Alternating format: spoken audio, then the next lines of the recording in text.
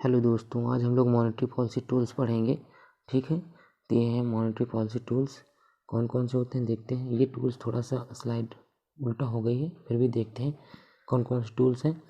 Repo rate, reverse repo rate, CRR, SLR, bank rate, MSF। ठीक है, ये इसके टूल्स हैं। जिसमें से पहला टूल्स हम देखते हैं CRR यानी कैश रिजर्व रेशियो। हिंदी में कहते हैं इसको नगद आरक्षण अनुपात।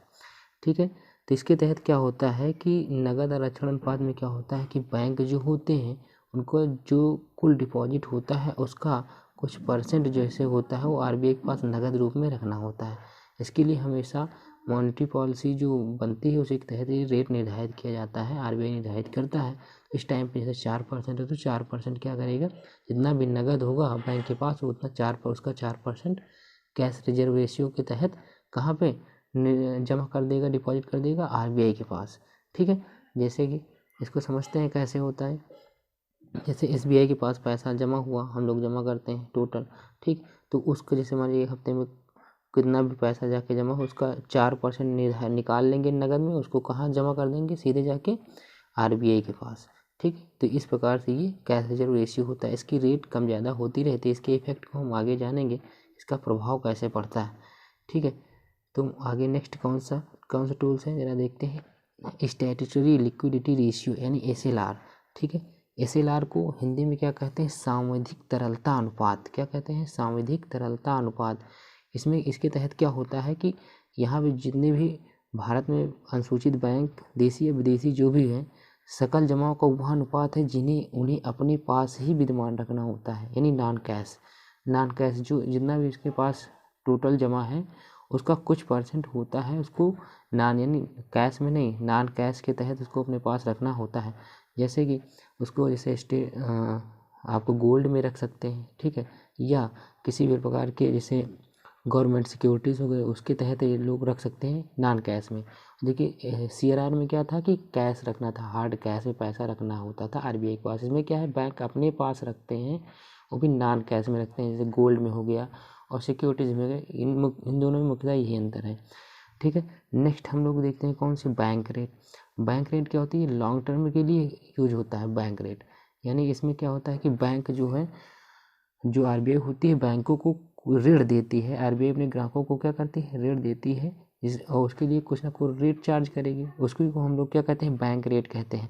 ये RBI लंबे समय के लिए वसूली करता है। एक चीज़ सब ध्यान रखें, लॉन्ग टर्म है, लंबे अवधि के लिए जो RBI बैंकों से रेट वसूली करता है, ठीक है, उसको हम लोग क्या कहते हैं, बैंक रेट कहते हैं।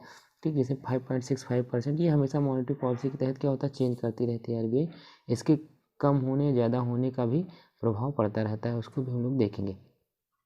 ठीक है सॉरी।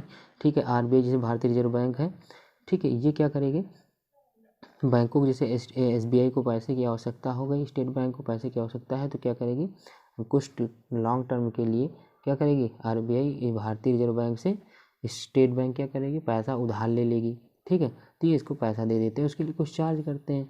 ठीक है, तो ये बात समझ में आई, बैंक रेट क्या होता है, लॉन्ग टर्म में याद रखना सब। नेक्स्ट आता है रेपो रेट।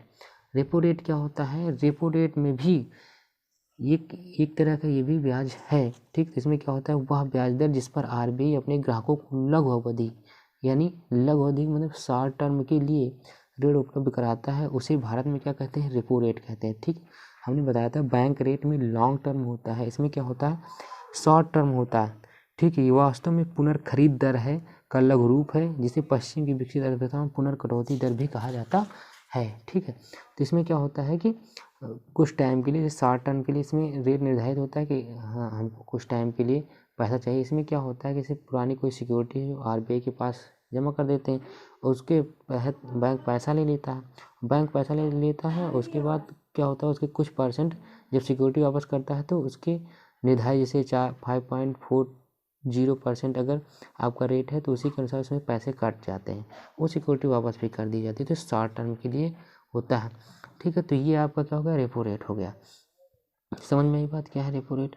ठीक है, रेपो रेट शॉर्ट टर्म के होता है, बैंक रेट क्या होता है, लॉन्ग टर्म के लिए होता है।